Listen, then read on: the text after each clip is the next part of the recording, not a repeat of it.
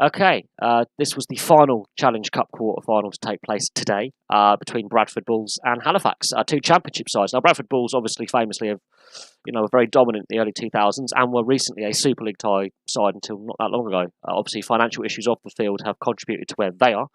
Halifax, they've also had similar off-field issues. They've moved grounds. They've also dropped out of the top flight. But in the 80s, 87 I think was their last win in the Challenge Cup. And they were a very decent side in the 80s, one of the top sides in the 80s. So both these sides have hit harder times in the last 20 or so years. Very entertaining game. The quality level obviously is not the same as the Super League and the NRL, but this was a mid-table clash between two very competitive, hard-working championship sides. They're separated only by points difference in the championship. They're both slap bang in the middle of that division, and it proved to be a very close game right down to the final whistle. The leads changed 6 times. And there's some crucial talking points.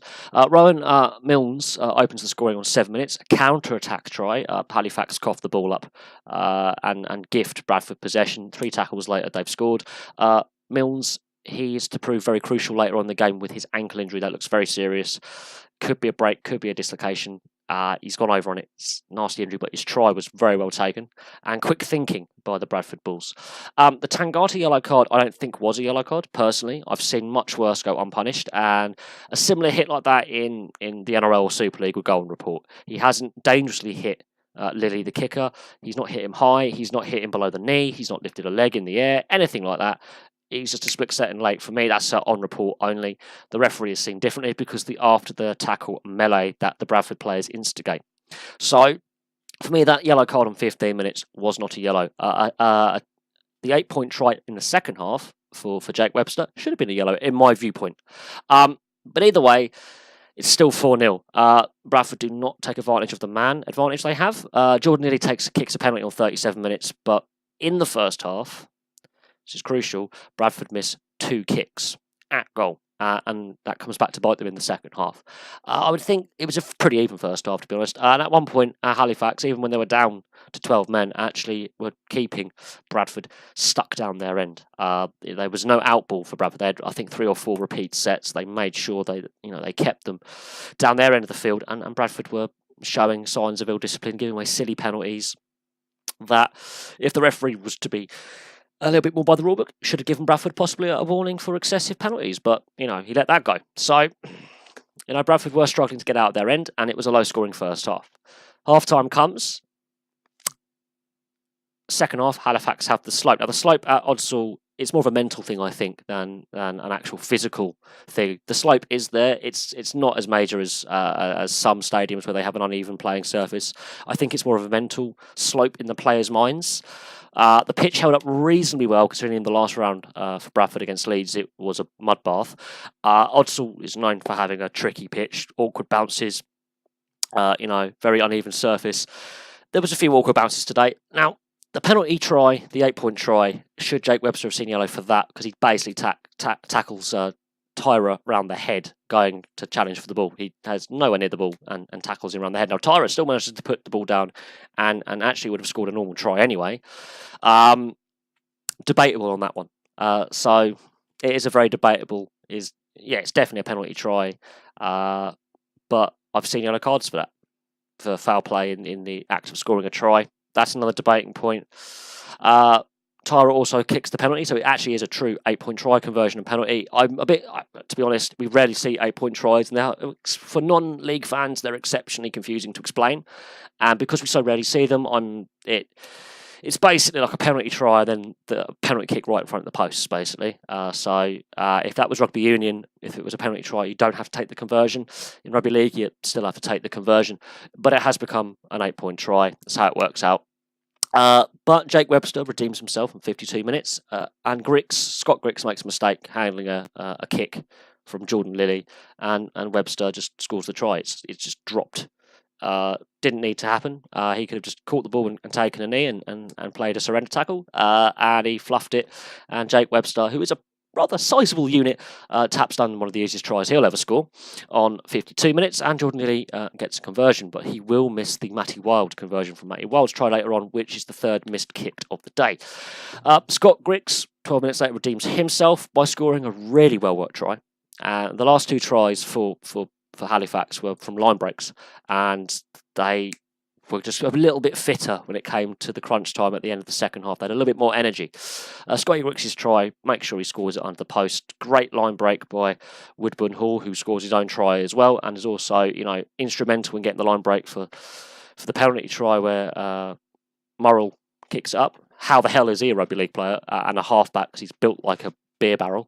You wouldn't see a player of his build playing in the halves in Super League or NRL. But this is Championship, and there are some characters at this level.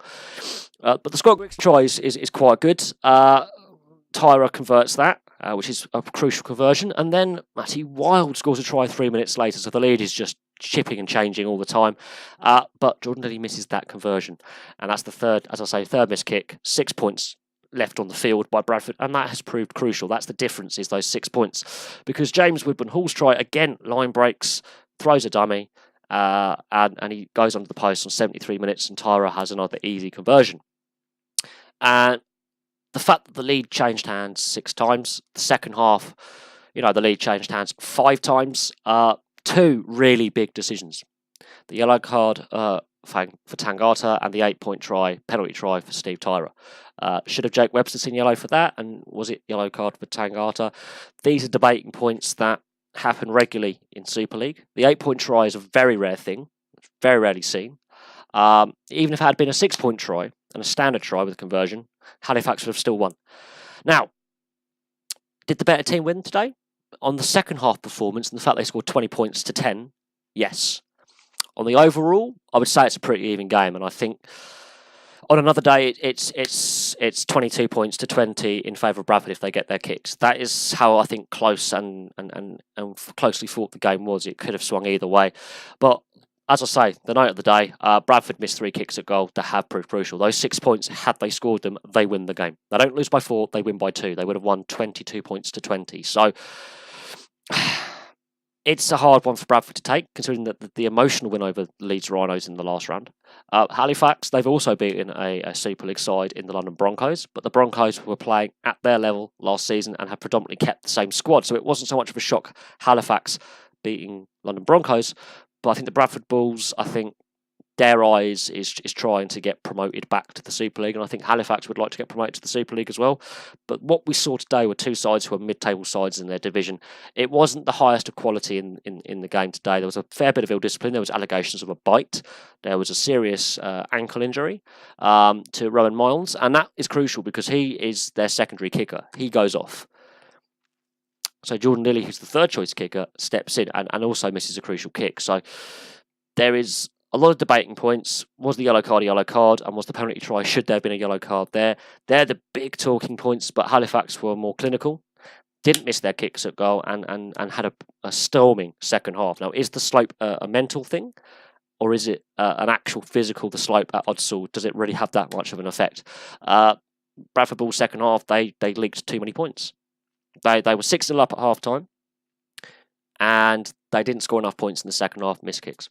But there we go, thrilling Challenge Cup match. But, you know, it was more an energy game and a passion game, and it was a true cup tie. There was lots of knock-ons and sloppy penalties given away, but you expect that at this level. But it's going to be interesting to see Halifax play in the semi-finals in Bolton. And if they can make the final, I think that would be the first Championship side since the Sheffield Eagles to do so. So it's an interesting subplot here. Founder of the Rugby Football League and you know, dominant side of the 2000s in Bradford. So there we go. Thank you very much for watching. Please like and subscribe. Place your comments below, and I'll have some more videos for you very soon.